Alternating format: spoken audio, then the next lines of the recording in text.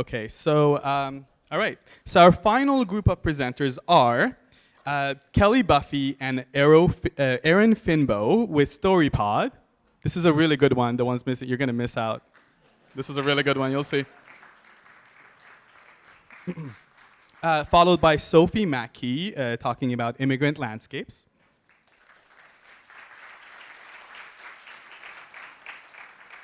Aidan Mitchell-Moore with the Counterpublic of Union Station. And Alejandro Lopez talking about StuffCloud. Come on up.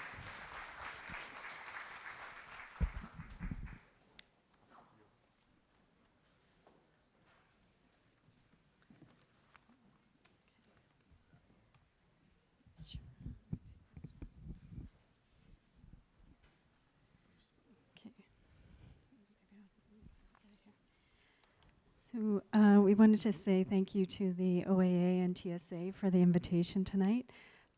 Also wanted to acknowledge my partner, Robert Kostelic, and Mark Agnalato from the town of Newmarket, all of which who contributed to this project.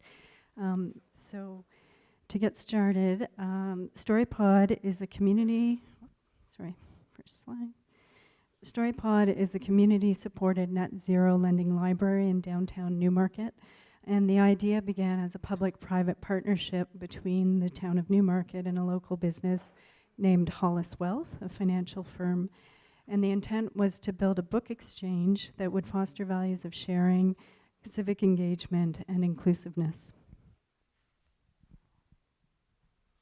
Yeah, so the Storypod sits on the edge of a prominent civic square in downtown Newmarket called Riverwalk Commons. It was designed by Janet Rosenberg Architects. The pod itself, in the enlarged area, you can see it sits in a pretty open space with fairly high visibility, which allows it to draw visitors from nearby Main Street and a number of adjacent public trails that run through the area. The pod's a seasonal installation, so it's primarily open from spring until fall, and it's easily transported inside during the winter months for any required maintenance.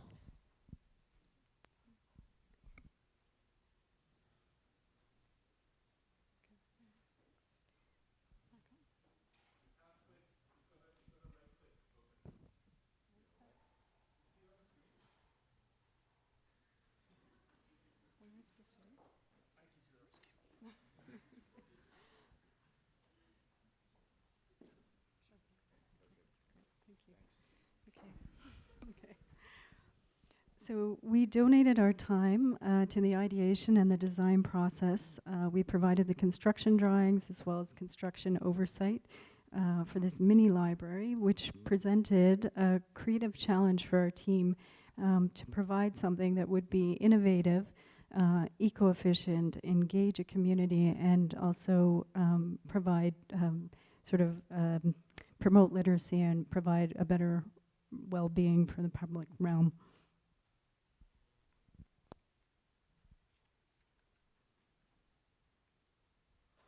The first stock of books, as can be seen here on opening day, were largely donated by the publisher Scholastic, as well as the local Newmarket Public Library.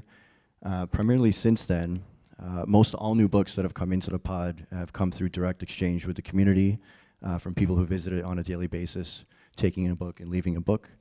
Some of the regular visitors have even taken it upon themselves to make sure all the books are very well organized and arranged. As you can see, it sometimes gets a little bit unruly, but with the amount of books that comes, there's been such an overflow of donations, but people have taken really care to kind of manage it themselves.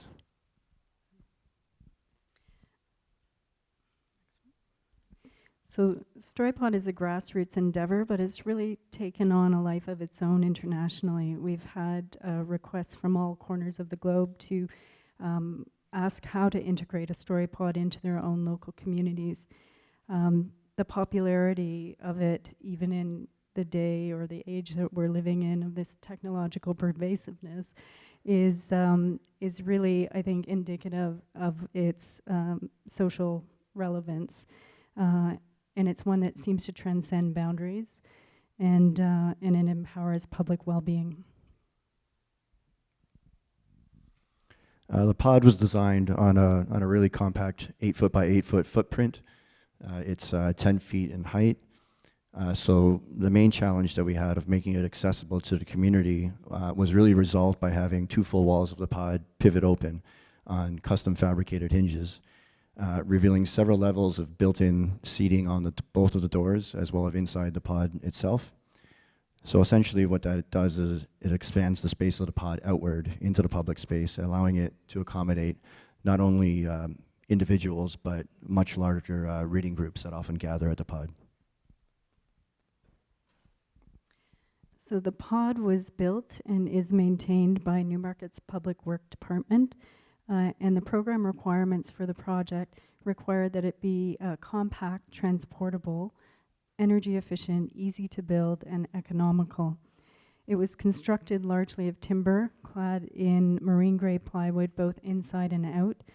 The outside is painted black, and there are a series of vertical wood battens that create a screen. They're more dense on the solid portions of the wall, and then they open up with larger gaps through where the acrylic is, so providing greater visibility into the inside of the pod. So the Storypod first opened in August of 2015 with an official ribbon cutting ceremony that was attended by the entire collaborative team, by ourselves, by the fabricators from the town of Newmarket, donors from Hollis Wealth, and the mayor of Newmarket himself.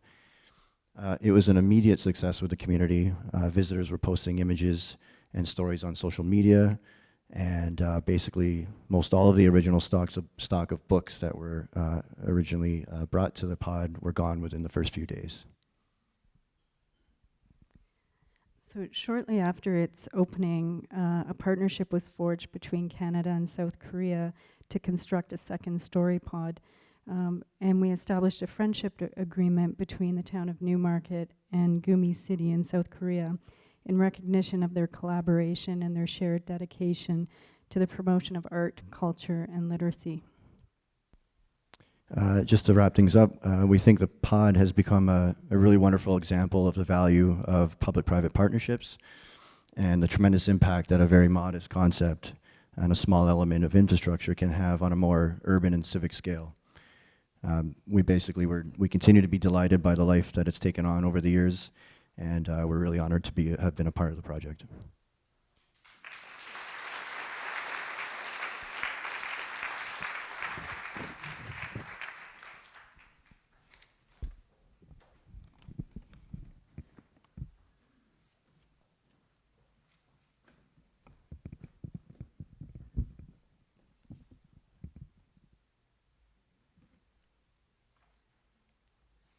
Good evening, everyone. My name is Sophie, and I'll be presenting Immigrant Landscape, Architecture in the Age of Migration.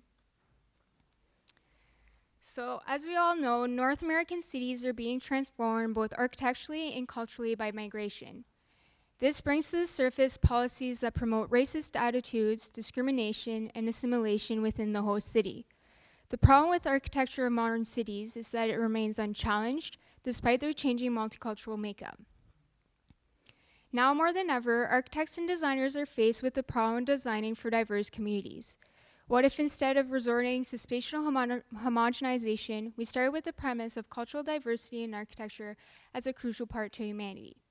Rather than assuming migration only happens in bigger centers, this project builds on the desire of a northern community to attract newcomers in the wake of its population decline. Using Sudbury as an example, this project builds on the historic precedents of how immigration created neighborhoods generations ago, proposing an immigration support center that acts as a central hub to the city. The project site is located in the Donovan, and this location has been home to many immigrants throughout the history of the city. It borders downtown with an ethnic makeup of mainly Anglo-Saxons, and these two neighborhoods are separated by the physical barrier created by the train tracks.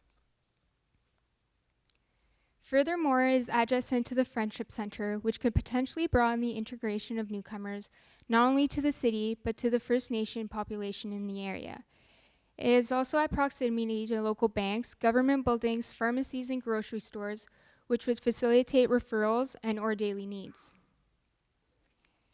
The project proposes to reinvent the downtown master plan in an attempt to shift the urban core to the proposed site.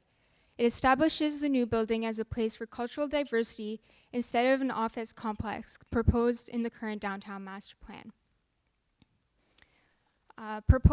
Included in the project is a cultural plaza that would nurture public life and increase the community's participation.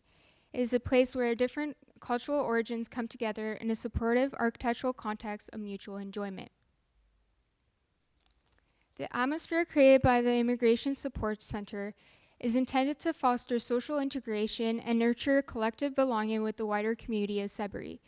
It showcases the history of immigration in Sudbury and acts as a beacon of hope and change towards a more inclusive landscape. The use of laneways in the project gestures to Sudbury's laneways, which were historically used by immigrants as informal meeting spaces. Laneways access circulation to the lower level of the Immigration Support Center and becomes a lively part of the urban streetscape. So although this project aims to provide an architectural project to the city of Sudbury, it is intended to be a framework of research that may be applied to other cities.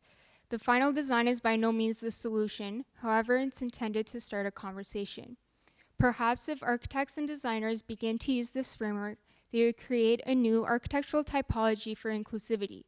In our age of migration, let's rebuild a new inclusive, diverse landscape for tomorrow. Thank you.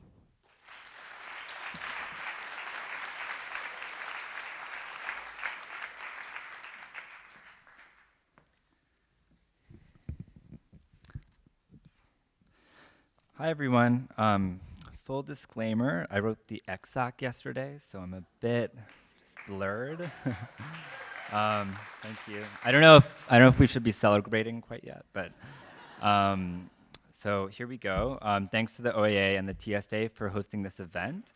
I'm really excited to be speaking about my SHIFT submission, and it's a project that was adapted from my MArch thesis, so I'd like to acknowledge the contributions of my committee, which include Derek Revington, Adrian Blackwell, and Anne Bordelot.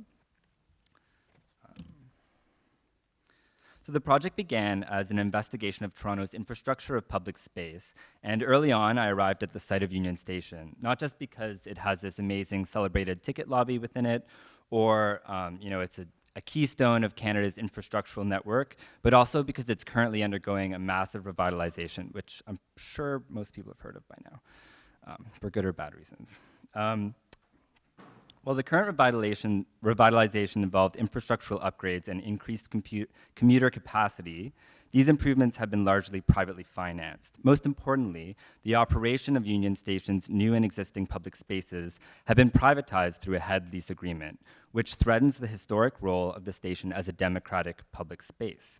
This led me to ask the question, how could a renewed design of the station counteract this privatization and lead to a repoliticized, republicized Union Station? So I started the project by first reading Richard Sennett, who suggests that the confrontation of difference or confrontation of views other than one's own is fundamental of a healthy democracy. He suggests that these activities take place within three spaces, the Agora, Stoa, and Nix. So the Agora is a kind of wide space where you can see kind of all these activities happening, and it encourages chance encounters. The Nix is kind of similar to this room. It allows an audience to hear a single person speak. And the Stoa is a kind of more private place where people can retreat with a privileged view over all the activities that would be happening in the Agora space. Although these spaces encourage a range of social encounters, the Acropolis did little to attract a diversity of users. Thus, I also turned to Michael Warner's theory of counterpublics to imagine how these ancient typologies could be appropriated to foster diversity in contemporary urban space. Warner explains that a counterpublic is formed through the discussion and self-organizations of persons who are often largely excluded from public life. And his theories of the counterpublic were used as a tool to reimagine these democratic typologies. This involves folding, blending, layering these three types, offering spaces that range from large assembly rooms to smaller, more private gathering spaces, each with a varying degree of visibility. This diversity of spaces aims to attract a wide range of activities, users, and publics and counterpublics into the station. So this web of typologies is activated by a new path route that's an extension of the path system at the south of the station. And it extends over the station and leads directly into the Great Hall, and also a direct connection to the TTC station at the northeast. So it kind of offers a second option for the citizens to either pass below through the commercialized, now commercialized areas of the station, or they can choose to go above the railway corridor and kind of terminate in these large public spaces. So you can see in plan on the left, like the large space of the Great Hall, and on the right, the insertion is primarily occupied in the east wing of the site, as it's one of the only spaces that's not currently under the control of that head lease agreement. And so you can see a large agora-like space called the ramped agora in the center, and it's kind of flanked by these two smaller, more intimate stoa spaces on either side. So this is the space of that central ramped agora, a new large public space which encourages lingering, habitation, spectating, and passive occupation. It's activated by various routes through the station and intersects with multiple shortcuts between all the different spaces. The stoa spaces are on either side of the ramped agora, and as these spaces are intended to be occupied by kind of self-organized publics, so their program isn't entirely prescriptive, but the diversity of spaces that they offer could accommodate public or counterpublic libraries, emergency housing, private meeting rooms, archives, resource centers, childcare services, or safe injection sites. Materially, the railway's infrastructural past is embodied in Union Station's steel rails and cast iron train shed, and the head house and the Great Hall embody the civic ambition of the City Beautiful movement through the use of stone and decorative plaster. So for this project, the use of wood in the form of exposed heavy timber and CLT panels complements the station's material palette. And it's great because it was chosen not only because of its sustainability qualities, but also because of wood's association with the domestic and more intimate building types. And so underneath this ramped agora, there's this kind of secondary gathering space called the Counterpublic Nix, and it's a kind of a more intimate space where large groups can gather in a more private setting. And so it's located under the kind of resource stoa spaces and offers kind of discrete and privileged glances up and below to the programs that surround it. Through spatial and programmatic reconceptions of the agora, stoa, and nix political typologies, the project suggests an architecture of proximity, adjacency, visibility, privacy, publicity, and counterpublicity. The resulting design proposes a dense network of reinterpreted Athenian spatial typologies that form a layered social landscape interwoven into the commercialized transit hub. Through this proposal, the ultimate intention is to question how a revitalized infrastructure of public space may foster a healthier democratic society. Thanks.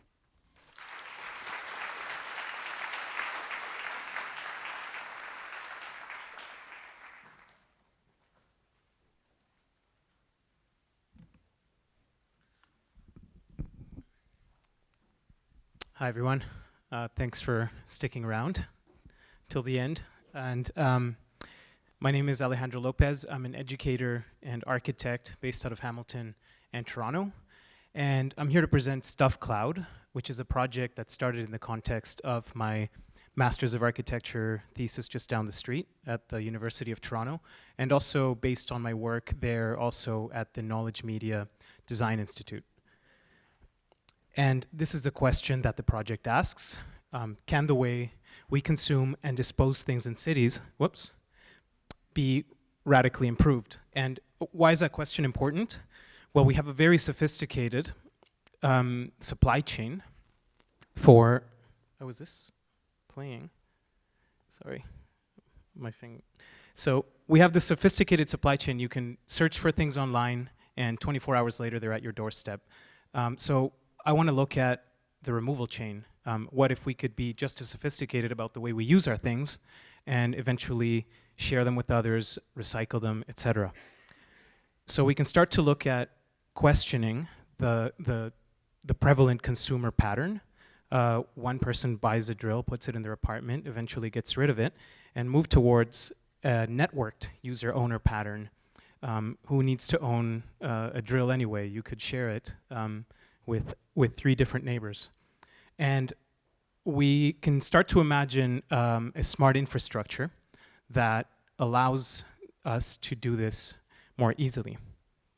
And how does it work? Well, it starts with a person and their things. And by adding a unique ID to our things and using the technology of the Internet of Things, we can easily add our things to this thing called the StuffCloud. And the StuffCloud is, at its most basic level, it's just an inventory for all your things digitally. So what good is it for? You have your inventory. Well, and it's digital, and now it removes a lot of the friction in terms of being able to share something or exchange things with others. So you could share things with friends, or you could share with people across your community more easily. So what basically starts as essentially one's own personal StuffCloud, multiplied by the StuffClouds of everyone else in the community, results in a marketplace, an alternative marketplace. So imagine your apartment, your condo, and it can tell you, give you this feedback about your user pattern, and it gives you this kind of heat map of the hot things that you use the most and the cold things that perhaps you need to get rid of, or in the words of Marie Kondo, that don't spark joy. So StuffCloud can nudge you and tell you, well, maybe you need to share that with somebody else.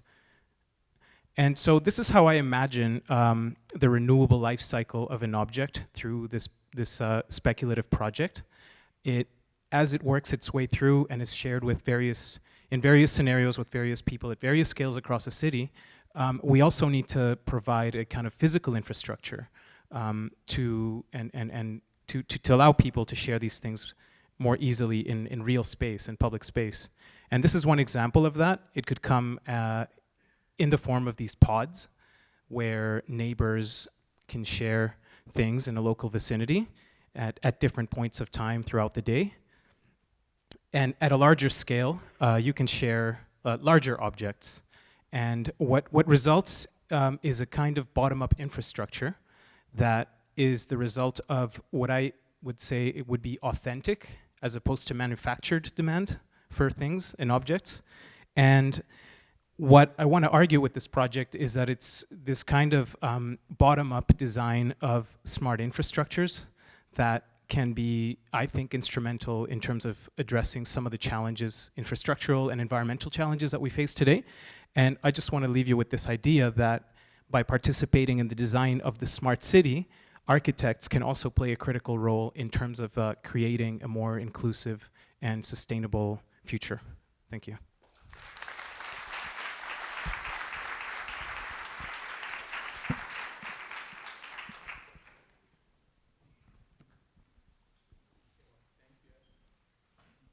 Thank you, everyone.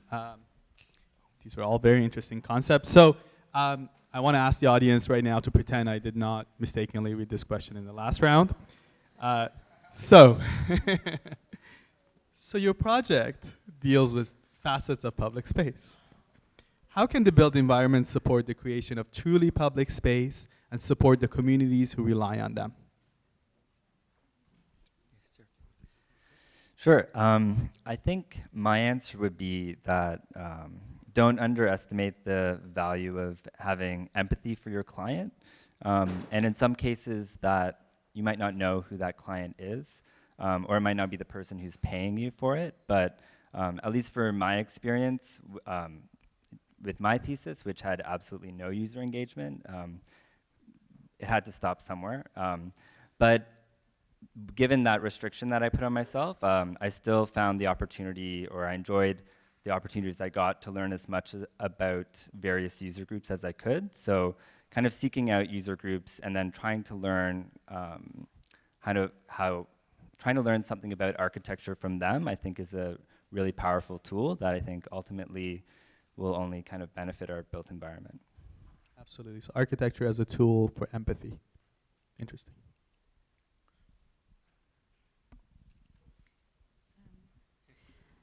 I guess, yeah, I agree with that. I think you have to have a commitment and you have to be civic-minded. And if you have those two things in place, then, yeah, I think you can accomplish lots of great things, but it just takes will. Really. I think in my case, cities are often the culprit of segregating newcomers in a specific area of the city, and often it's outskirts of cities. And so in my project, I made it kind of the focal point, the center of the city on purpose.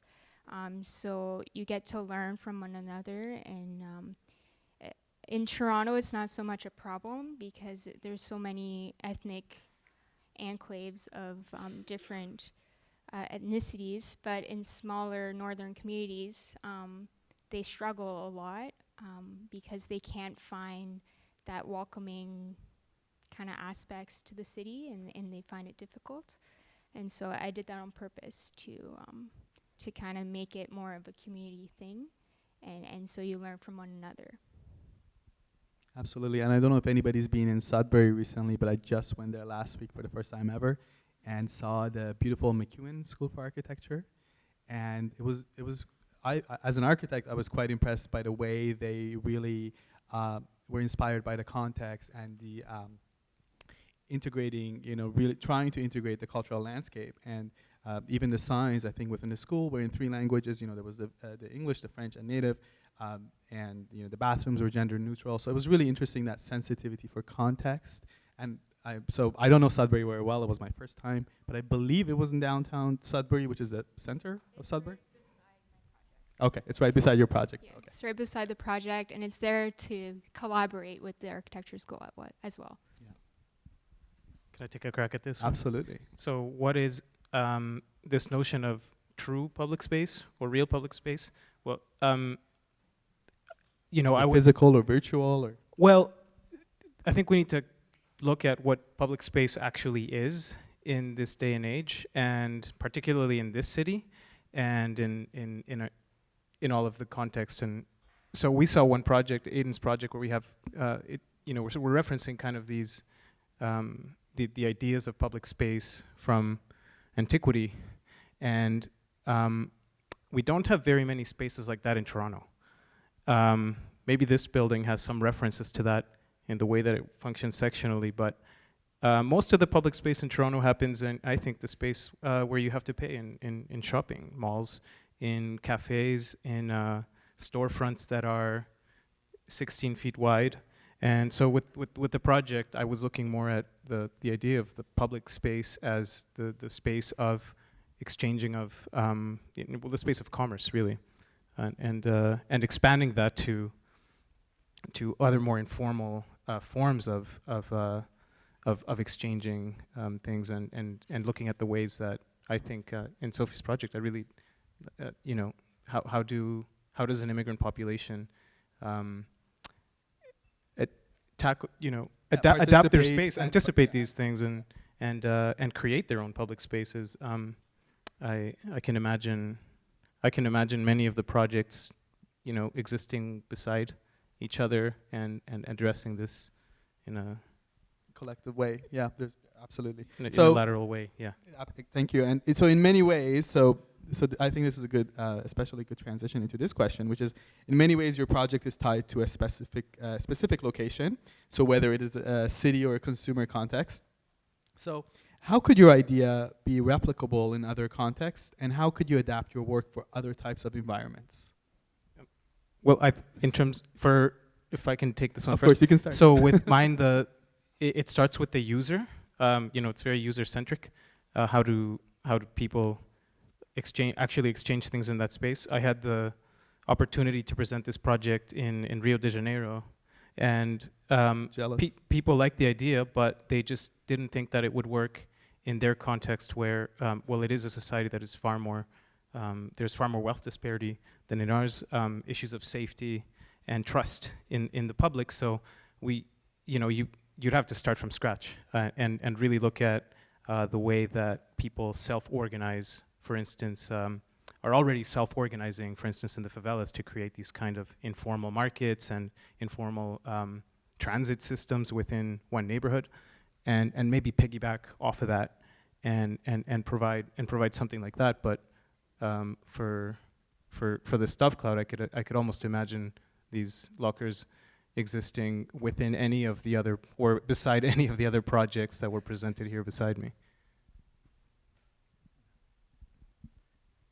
Yeah, so I guess, yeah, I would echo that and think that, yeah, like I think each of our projects look at a specific location, but they're similar in that, yeah, you have to look at the location and you have to draw out what's there.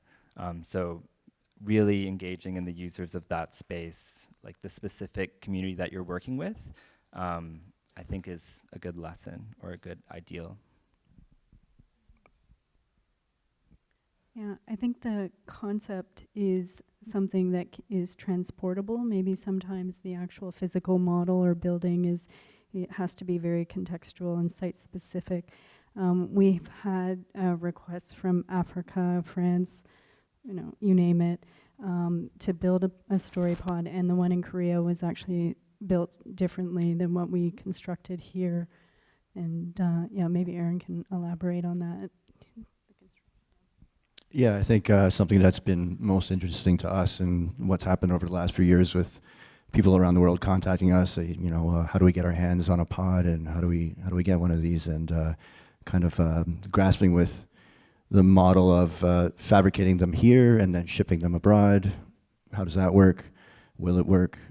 Something that's worked better for us so far is that we've actually supplied communities with let's say the instructions for how to build it, so they can essentially take it upon themselves to build it, for local communities to build it themselves, and to even adapt it to even materials that are more readily available in their areas, local trades and skills. So it doesn't necessarily have to be the same thing necessarily. It can use the general overall. It becomes a very good template because of its simplicity, but it's adaptable to like various different types of communities around the world, different temperatures and climates.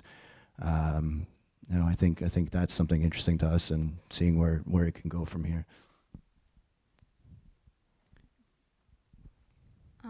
I agree with everyone here. I think this panel, we could replicate our designs in any kind of situation, in any kind of city. And in my case, I created a framework for inclusivity, and I know everyone in this room has a different way of going about architecture, and so what I determine might not be what someone else determines. And so it's kind of interesting because they could use that framework and design something completely different, but with the same objectives in mind. So I think that's quite interesting. Okay, very good answer. So I want to thank everybody in this panel. And so thank you very much. Get them a nice round of applause. You can go back to your seats.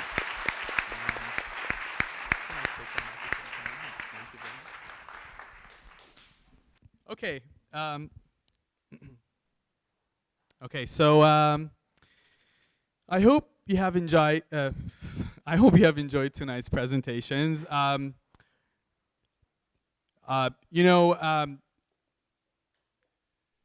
course, you could tell looking at the diversity of responses, all the different interpretations of infrastructure, that one of the core purposes of a competition like this, a challenge like this, was to elicit exactly that, to get a diversity of responses. And on a personal level, for me as an architect, as a queer Middle Eastern architect, who was born in the Netherlands, grew up in Hungary, Salt Lake City, and Toronto, I really enjoy spaces, platforms that champion diversity of thought.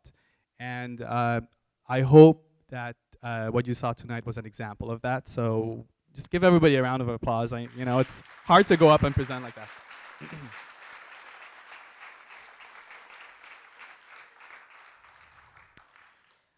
I also hope that the diversity, expertise, ingenuity of Ontario architects and the architectural community reflected in tonight's presentations inspire you just as they have inspired me. We want to show how the architecture profession goes beyond traditional buildings and can contribute important ideas in new conversations.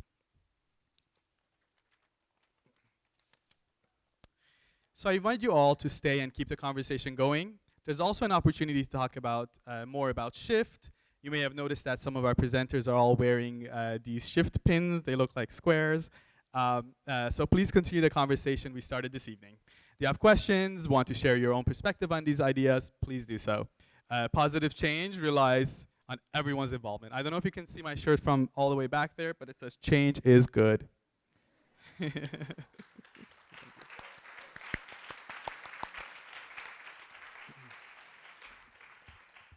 So the need for responsible, innovative, and inspiring solutions has never been greater.